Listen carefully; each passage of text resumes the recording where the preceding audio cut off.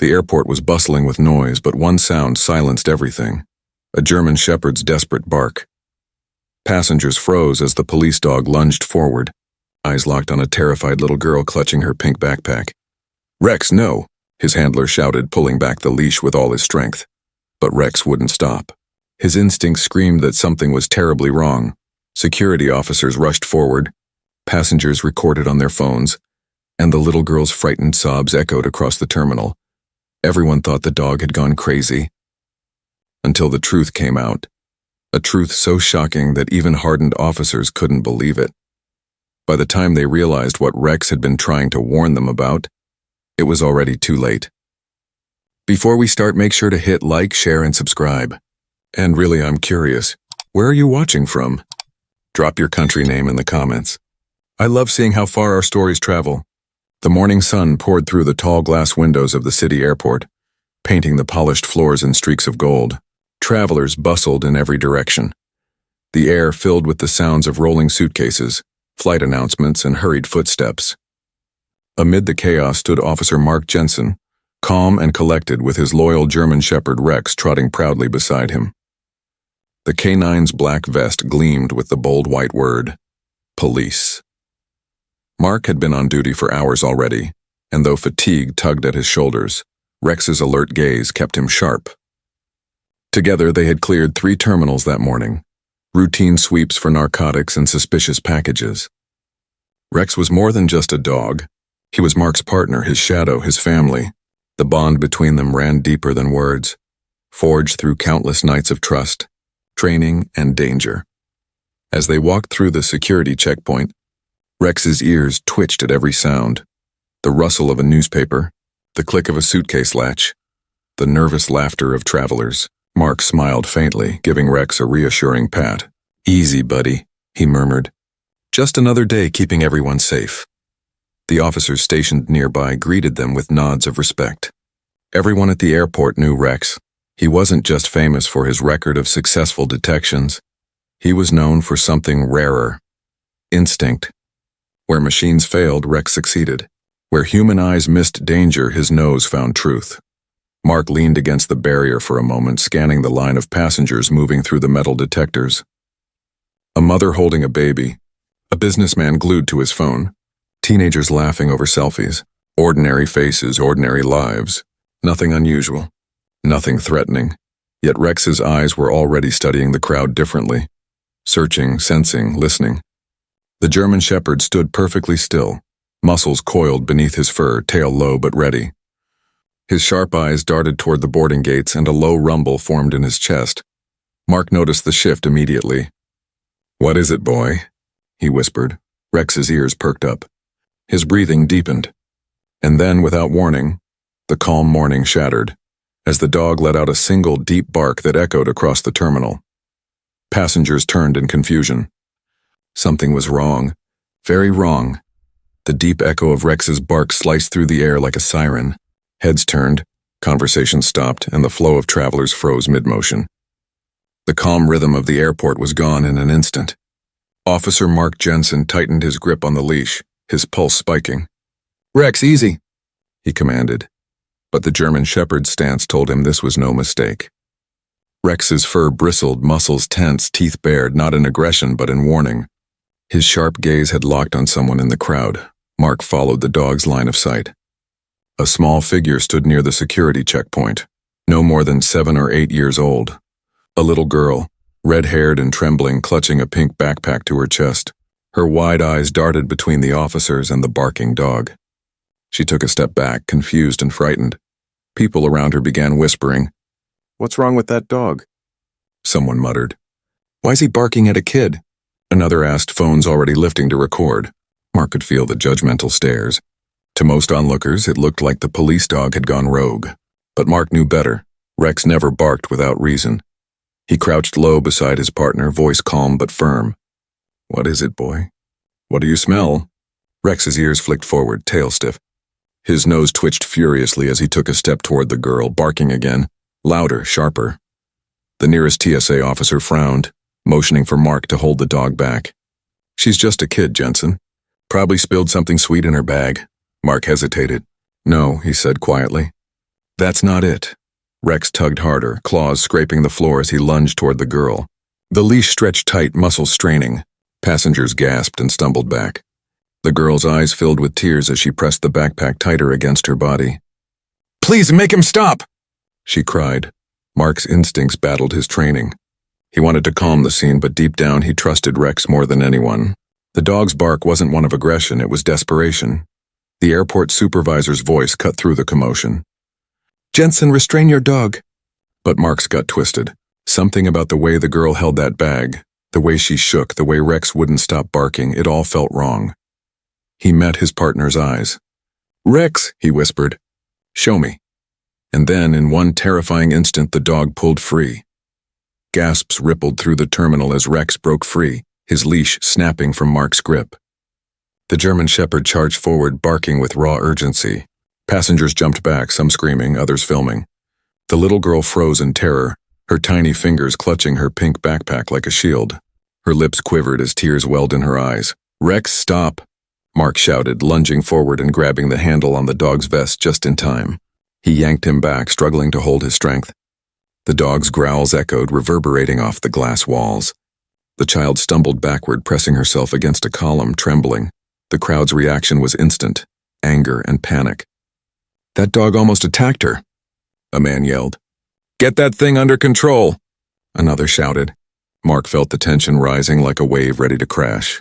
His training told him to defuse it fast, but his instincts told him something else entirely. He crouched down beside Rex, keeping one firm hand on the leash. "What's wrong, boy?" he whispered. The dog's nose twitched rapidly, tail low but rigid, eyes still locked on the girl. Then Rex whined, a sound of confusion and distress, not aggression. Mark's gaze shifted to the child. She couldn't be older than 8. Her red coat was slightly too big for her, her boots worn at the edges. She looked lost and terrified. "Hey there," Mark said gently, lowering his voice. "It's okay. No one's going to hurt you. What's your name?" The girl's voice came out barely above a whisper. "Lily." "Okay, Lily," Mark said softly. "You're safe. I promise," but Rex's behavior didn't match those words. He continued pacing, sniffing the air, letting out low, uneasy growls. The dog wasn't focused on the crowd, the noise, or the commotion. His gaze stayed fixed on the child's backpack, his nose twitching faster, his posture alert but uncertain. Mark's brow furrowed. "Lily," he asked, "can I take a look at your bag?" The girl's eyes widened. She clutched it tighter, shaking her head. "No, it's mine!" she cried, her voice breaking. That one reaction sent a shiver through Mark's spine. The fear in her voice wasn't just from Rex. It was something deeper, something she was hiding. Rex barked again, louder this time. The kind of bark Mark had learned never to ignore. Whatever was inside that pink backpack wasn't just a child's belongings. The tension in the terminal was so thick it felt like the air itself had stopped moving. Officers rushed in, surrounding the scene while passengers murmured anxiously from behind the security barriers. The airport supervisor's voice boomed across the floor. "Officer Jensen, restrain that dog immediately." Mark held Rex close, one arm wrapped around the powerful K9 as the dog continued to growl softly, eyes never leaving the girl. "He's not attacking," Mark insisted. "He's alerting." But the supervisor wasn't convinced. "It's a child, Jensen. Pull him back before someone gets hurt." Reluctantly, Mark tightened the leash and took a slow step backward.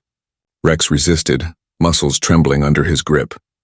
His nose kept twitching, his breathing short and sharp. Mark could feel the tension radiating off him like electricity. This wasn't aggression, it was alarm. Something about that little girl or her backpack had triggered the deepest layers of his training.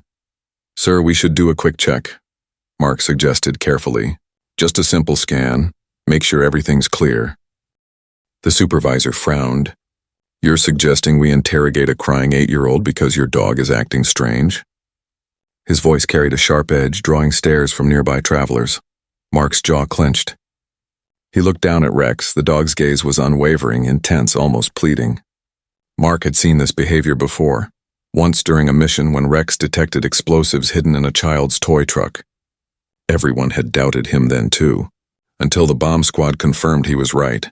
He couldn't ignore that memory now. "Sir," Mark said quietly, "Rex has never given a false signal. Not once." The supervisor sighed, torn between protocol and the officer's conviction. After a tense pause, he gave a reluctant nod. Fine, take her aside. But do it gently. No panic. Mark approached the girl slowly, crouching to meet her eyes. Lily, sweetheart, he said softly. We're just going to take a quick look at your bag, okay? You didn't do anything wrong. We just need to make sure everything's safe. Tears rolled down her cheeks as she nodded shakily. She didn't understand why this was happening, and neither did anyone else. As Mark guided her toward the secondary screening area, Rex followed close behind, still alert, still growling low. The crowd's whispers followed them. Mark could only hope his gut, and Rex's instincts, weren't leading them into something far darker than anyone imagined. The secondary screening room was quieter, but the tension inside it felt heavier than the entire airport terminal.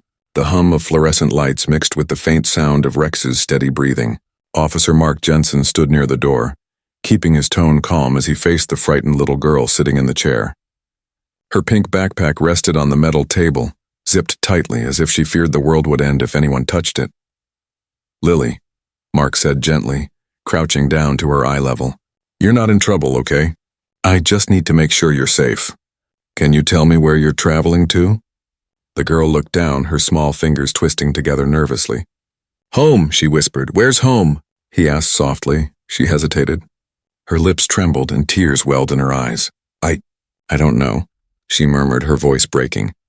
Mark's brows furrowed. You don't know? She shook her head, clutching the straps of her backpack like a lifeline. I just need to go. My daddy told me to keep this bag safe, he said. Don't let anyone open it. Rex's ears perked up instantly. His body stiffened and he let out a low growl that made the officers nearby exchange uneasy glances. Mark's heart sank.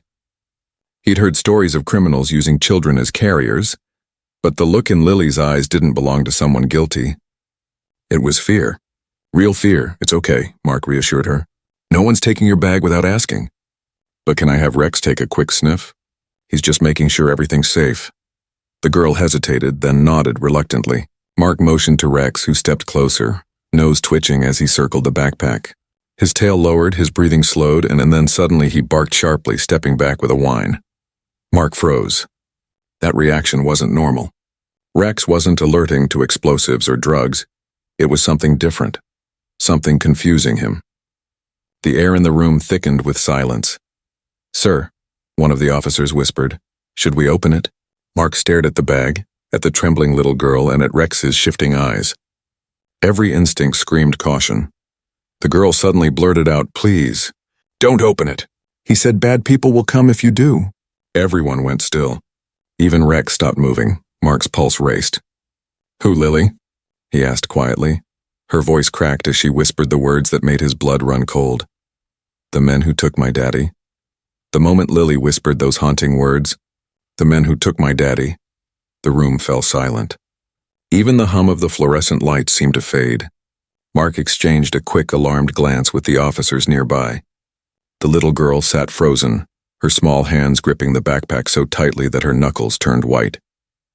Mark's voice softened, but the tension in his tone betrayed the urgency rising inside him.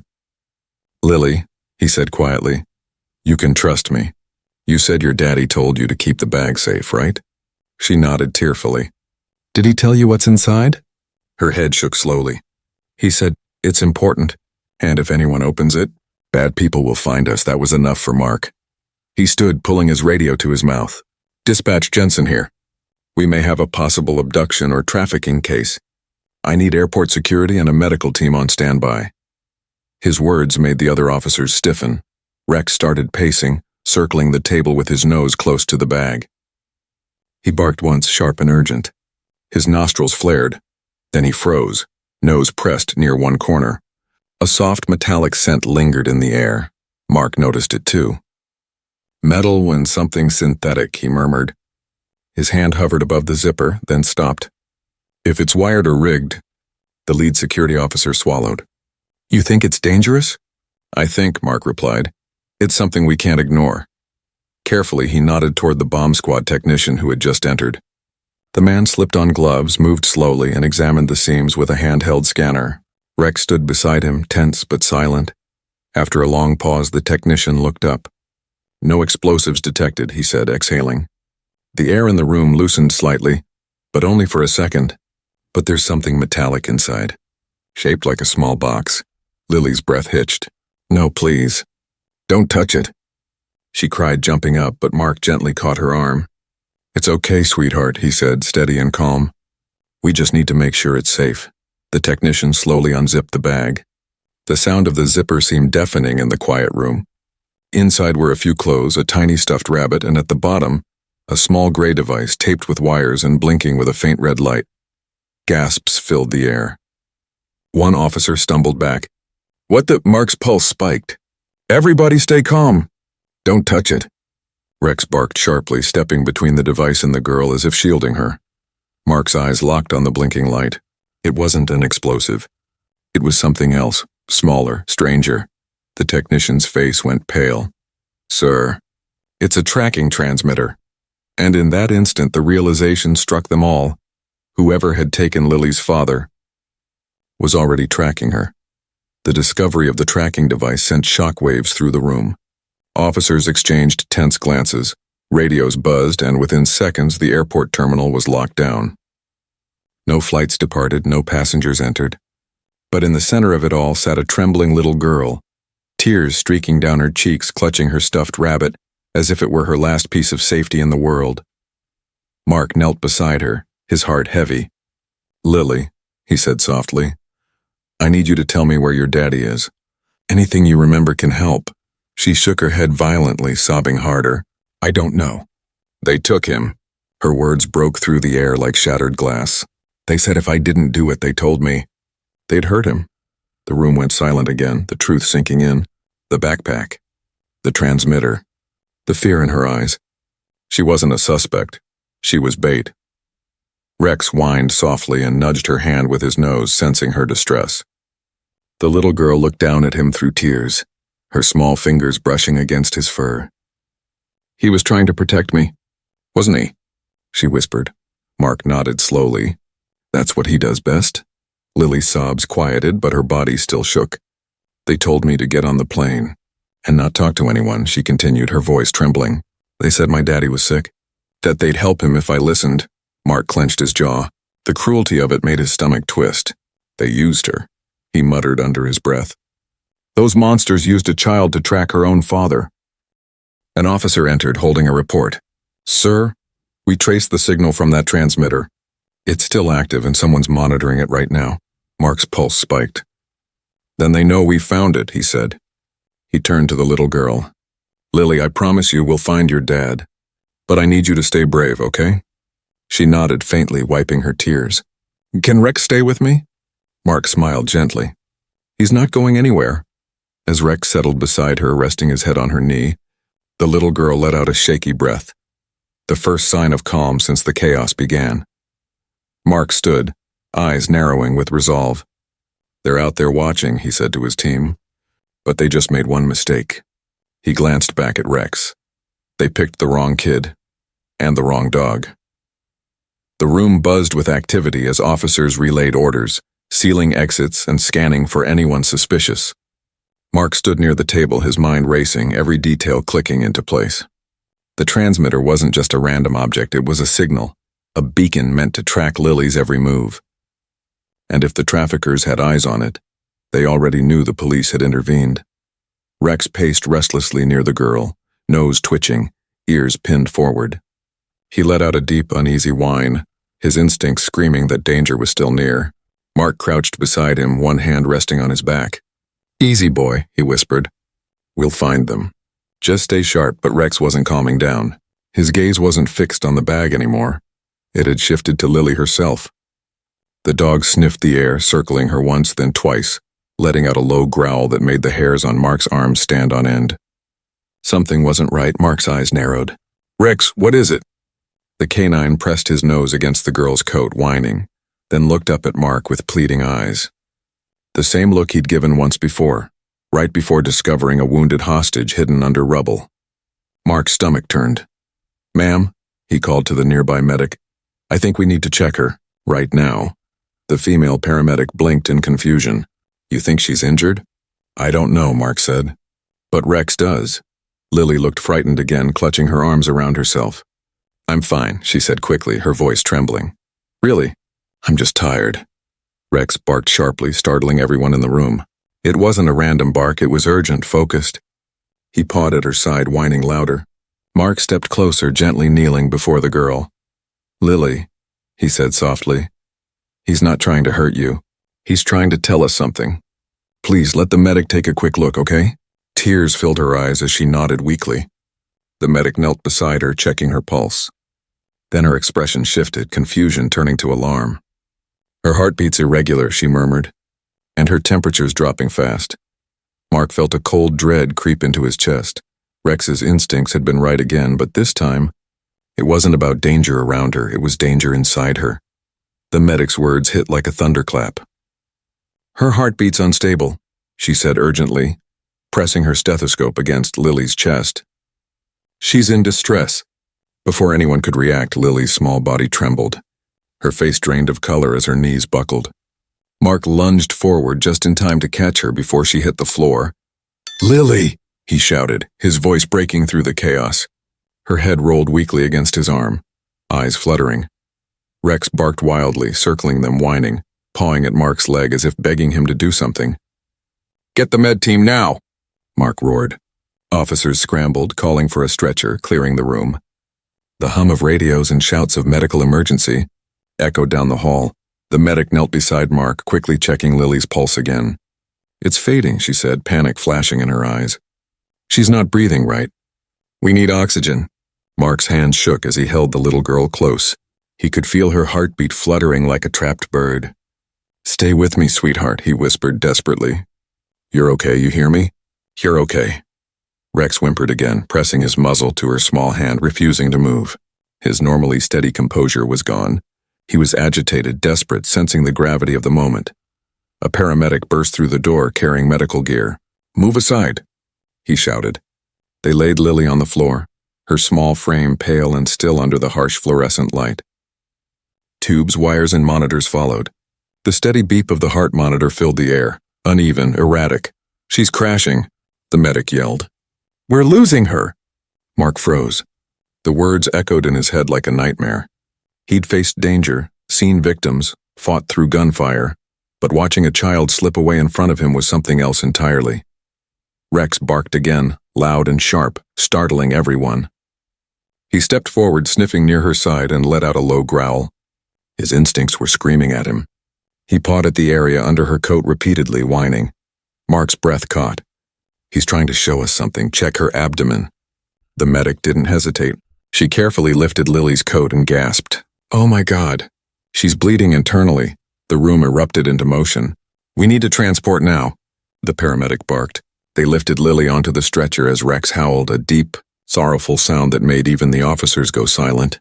Mark followed beside them as they rushed through the terminal, Rex running at his side, his nails clattering against the tile.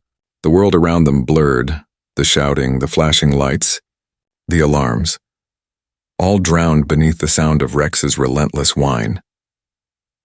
As they burst through the airport doors toward the waiting ambulance, Mark's heart pounded with one thought repeating in his mind.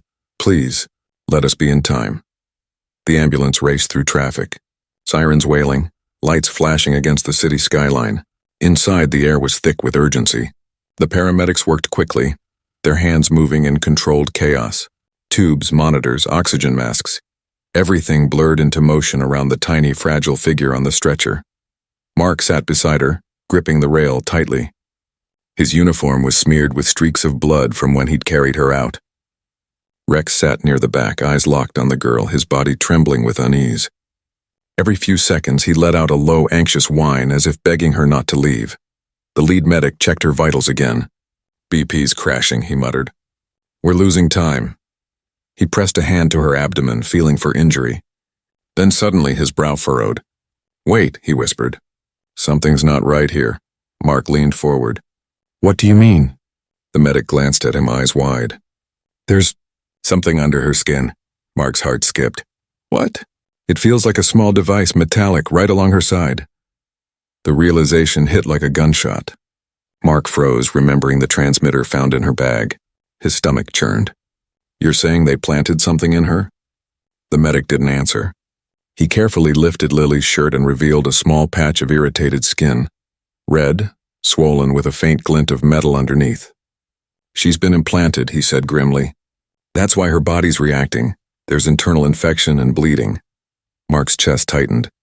Rage, horror, disbelief, and all at once. "Those monsters used her like a tracker." "Like she was cargo." The medic nodded grimly. "If we don't get that thing out soon, she won't make it." Rex growled low, sensing Mark's fury. His eyes locked on the child like he understood every word. The sirens outside grew louder as the hospital came into view. "2 minutes out," shouted the driver. Mark looked down at Lily's pale face. Her small hand twitched, fingers brushing weakly against his. "You're going to be okay," he whispered, squeezing gently. "We're here. You're safe now."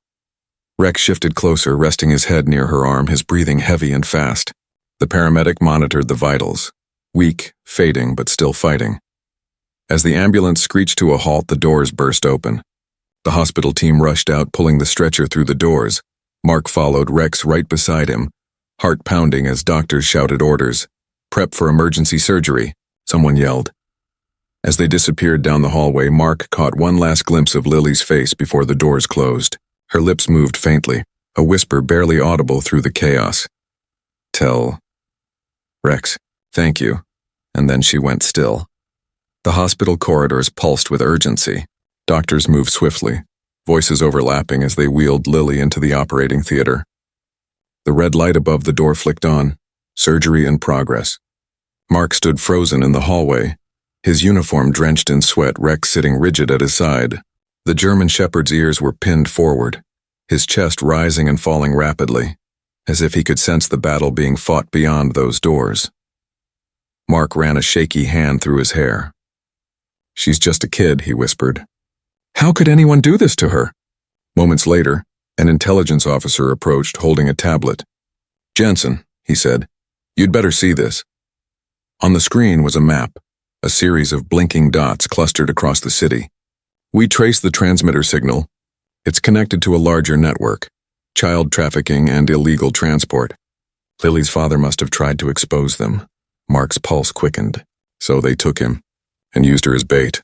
"Exactly," the agent replied grimly. "The same group has moved children through airports in multiple cities using microtransmitters, hidden in toys, clothes, even under the skin. She's the first one we've found alive with one still active." Rex let out a low growl, his gaze fixed on the floor as if he understood every word. Mark knelt beside him, scratching behind his ear. "You found her for a reason, boy," he said quietly. "You were her only chance." Outside the surgery room, the tension stretched into endless minutes. The muffled hum of machines, the faint clatter of surgical tools, it all played like a haunting rhythm in Mark's head. Every time he looked at Rex, he saw the same question reflected back. Would she make it? Then came the sound that made his heart stop, and the operating room doors swung open. A doctor stepped out, pulling down his mask. His face was pale but determined. "We got it out," he said. The transmitter was attached near her liver, and it was still active. "She's stable for now, but she'll need monitoring." Mark exhaled a breath he didn't know he'd been holding. Rex barked softly, tail wagging once as if in quiet relief. The doctor handed Mark a sealed evidence bag. Inside lay the tiny metallic chip. "This little device," he said, "and was worth millions to the people who put it there. But thanks to your dog, she's alive." Mark stared at it, the truth hitting hard. Rex hadn't just saved one child. He'd exposed a hidden operation built on unthinkable cruelty. Hours later, the chaos of the night began to fade. The hospital halls had grown quiet, the echoes of hurried footsteps replaced by the steady hum of machines and the soft beeping of monitors. Mark sat in a chair outside the recovery room, his elbows on his knees, eyes fixed on the floor. Beside him, Rex lay curled up, head resting on his paws, exhaustion in every breath. They had both been through battles before, but nothing like this. The door creaked open. A nurse stepped out, her expression gentle. "She's awake," she said softly. Mark looked up, relief flooding his face. He stood, giving Rex a small nod. "Come on, partner." Inside the room, Lily lay pale but awake, her small hands gripping the edge of the blanket. Tubes and wires surrounded her, but her eyes, wide, glassy, innocent, followed Rex the moment he entered. The German shepherd's tail swished slowly as he approached the bed, cautious, almost reverent. Hey there, Mark said quietly, smiling. You gave us quite a scare, kiddo. Lily blinked, then reached out her hand weakly toward Rex. The dog stepped closer, pressing his nose gently into her palm. A tear rolled down her cheek, followed by a fragile smile. He didn't give up on me, she whispered. No, Mark said softly, his throat tightening. He never does. The door opened again and a woman rushed in, eyes red from crying, clutching a photo in her hand. The moment she saw Lily, she froze, disbelief washing over her face. Lily? She breathed. Lily's head turned, her lips parting. Mom? The woman ran forward, tears spilling freely as she wrapped her daughter in a trembling embrace. Oh, my baby. My sweet girl, she sobbed, holding her as if afraid she'd vanish. Mark looked away, blinking back his own emotion. Even Rex stayed perfectly still, his eyes soft, his tail giving one slow wag. Between sobs, Lily pointed weakly at Rex. Mommy? That's Rex, he saved me. The woman knelt beside the bed, meeting the dog's eyes. Thank you, she whispered. Thank you for bringing my daughter back. Rex leaned in and licked her hand, a quiet promise of loyalty, of protection. Mark watched the scene unfold, his chest heavy with pride and gratitude. After everything, there was peace, fragile, beautiful peace. And for the first time in days, Rex finally laid his head down and sighed. 2 weeks later, the morning sun gleamed across the city police headquarters as a small crowd gathered outside. News cameras clicked, reporters murmured, and the American flag fluttered softly in the breeze.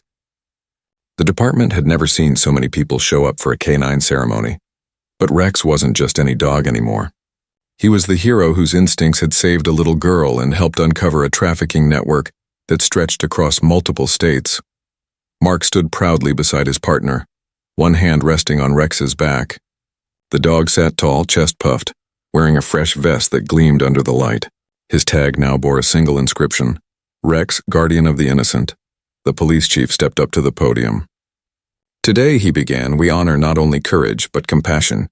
Officer Jensen's canine partner, Rex, demonstrated what it truly means to serve and protect, not just with training, but with heart. Applause erupted as the chief approached Rex with a polished silver medal. For bravery, instinct, and an unbreakable bond between man and dog, he said, placing the medal gently around Rex's neck. The German Shepherd tilted his head, tail wagging slowly as the crowd cheered. Cameras flashed, capturing the moment, Rex looking proud yet humble, Mark smiling down at him like a father watching his child shine. Nearby, little Lily stood with her mother holding a bouquet of flowers. Her cheeks were rosy again, her eyes full of life. When the ceremony ended, she stepped forward shyly. Can I? She asked, looking up at Mark. He nodded, smiling. He's all yours. Lily bent down, wrapping her arms around Rex's neck. You're my hero, she whispered. My angel. Rex licked her cheek softly, his tail brushing against her legs. The crowd watched in silence, some smiling, some wiping away tears. Mark looked toward the flashing cameras, but his gaze drifted back to his partner. No medal, no applause could capture what this moment truly meant. For him, Rex wasn't just a canine officer. He was family, the heartbeat beside his own, the reason a little girl got to grow up, and the proof that heroes sometimes walk on four paws. The applause from the ceremony had long faded, replaced by the quiet hum of the evening city. Mark stood outside the precinct, the sunset painting the sky in soft shades of gold and crimson. Beside him, Rex sat calmly, the medal still glinting faintly against his chest. For the first time in weeks, there was no noise, no chaos, only peace. Mark took a slow breath, gazing out over the horizon. You know, he murmured, I've been doing this job for 12 years. I've seen things most people wouldn't believe. But what you did, that was different. Rex tilted his head, ears twitching, eyes locked on his handler with quiet understanding. Mark smiled faintly. You didn't just follow orders, buddy. You trusted your instincts. Even when everyone doubted you, even when I hesitated, you stood your ground. His voice softened, pride laced with emotion. You reminded me why I started this job in the first place. He crouched beside Rex, running a hand through the dog's fur. Protecting people isn't about badges or medals.